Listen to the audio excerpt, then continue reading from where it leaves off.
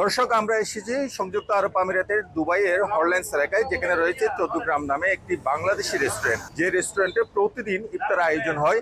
আজকের ইফতার আয়োজনে সেখানে কি কি রেসিপি রয়েছে সেই বিষয়ে আজকে আপনাদেরকে বিস্তারিত জানাবো। আজকে ইফতার আয়োজনে আপনারা কি কি রেসিপি তৈরি করেছেন, এখানে অন্যান্য রেস্টুরেন্ট থেকে ভিন্নতর কি কি রেসিপি রয়েছে সে বিষয়ে একটু জানাবেন। তো আপনি যদি দেখেন, এটা হলো আপনার বিফ কাটলেট, এটা হলো আপনার ফিশ ফিঙ্গার। এগুলো কত করে বিক্রি করেন? এগুলো পার পিস 2 টাকা, এটা পার পিস 2 টাকা। আর এটা হলো আপনার চিকেন চাপ, সেটা হলো আপনার 5 টাকা। আর এটা হলো আপনার চিকেন সাসলেক, সেটা হলো 4 টাকা। আর এটা আছে আপনার চিকেন টিক্কা, এটা হলো আপনার পিস 2 টাকা। ঝালি কাবাব পিস 2 টাকা। আর এটা হলো আপনার কেএফসি পিস 4 টাকা। চিকেন রোল, সেটা হলো আপনার 3 টাকা। আর এটা হলো আপনার ডিম চপ 1 টাকা 2 টাকা। পাটি সাপটা পিঠা, সেটা হলো 2 টাকা। স্বামী কাবাব 2 টাকা। আর চিকেন সমোসা 1 টাকা। আর এদিকে আছে ভাই আপনার দুধ চিরা, এটা এটা এক বাটি হলো আপনার 3 টাকা।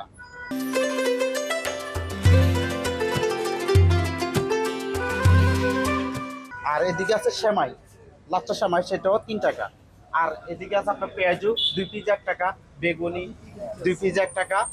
আর এটা হলো আপনার মরিচা, সেটাও আপনার 2 পিস 1 টাকা। আলু চপ 2 পিস 1 টাকা। আর এদিকে যদি দেখেন, এটা হলো সবজি চপ 2 পিস 1 টাকা। আর এটা আছে আপনার আলু পাকোড়া, সেটা আমার পাকিস্তানি ভাই ভালো পছন্দ করে। এটা হলো আপনার এভারথিং, যে যেরকম লাগে এরকম। আর এটা আছে আপনার বুরিন্দা 2 টাকা 3 টাকা, যেরকম যে নিয়ে যায়। এদিকে যদি ফলো করেন, এটা হলো জিলাপি পার পিস 1 টাকা করে। আর আছে আপনার চনা, চনা 2 টাকা 3 টাকা, যে যেরকম চাই এরকমই দিয়ে দিই। ভালো মানের হালিম, এটা আপনার বাটি হলো 5 টাকা করে।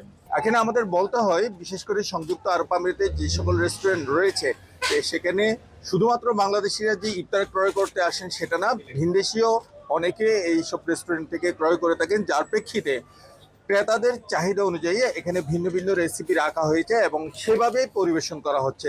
আমি এখানে আরও যারা বিক্রেতারা আছেন তাদের কাছে জানতে চাইবো, এখানে ক্রেতাদের ডিমান্ডটা কীরকম এবং তাদের চাহিদা অনুযায়ী তারা ঠিকমতো সরবরাহ করতে পারেন কিনা সে বিষয়ে আমি একটু জানতে চাইবো। বাংলাদেশ আইটেম সবগুলো এবং কি পাশাপাশি ইন্ডিয়া, পাকিস্তান এবং কি আপনার বিভিন্ন আইটেমের খাবার পাওয়া যায়। প্রতিদিন আপনারা কি ধরনের বেচা বিক্রি করে থাকেন?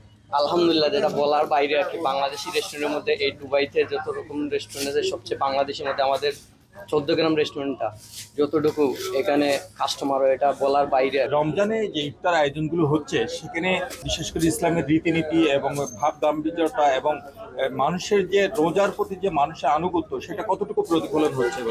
এখানে আমি শুধু রোজার জন্য না, এখানে আপনি পুরো এরিয়ার ভিতর আপনি জানেন আলহামদুলিল্লাহ, আমার এখানে যদি কোনো লোক আপনি বাংলাদেশে আসুক বা পাকিস্তানি হোক বা ইন্ডিয়ান হোক, কোনো মানুষ আইসা যদি কেউ কোনো সমস্যায় থাকে, তাহলে আমার এখানে না খেয়ে কেউ যায় না ইনশাল্লাহ।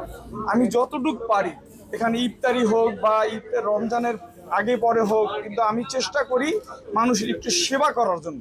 দর্শক, আমরা যেটা শুনলাম, বিশেষ করে এখানে শুধু ইফতার মুখ্য নয়, সে বিশেষ করে মানবিকতা যেন ফুটে ওঠে। এবং এই রমজানে প্রবাসী বাংলাদেশের একে অপরকে, অনেক প্রবাসী আছেন যারা সারাদিন কর্মে ব্যস্ততার মধ্যে থাকে, তাদের হাতে হয়তো টাকা পয়সা থাকে না, অনেক সময় তারা ইফতার করার জন্য, সেহরি করার জন্য অনেকটা অসহায় হয়ে পড়ে।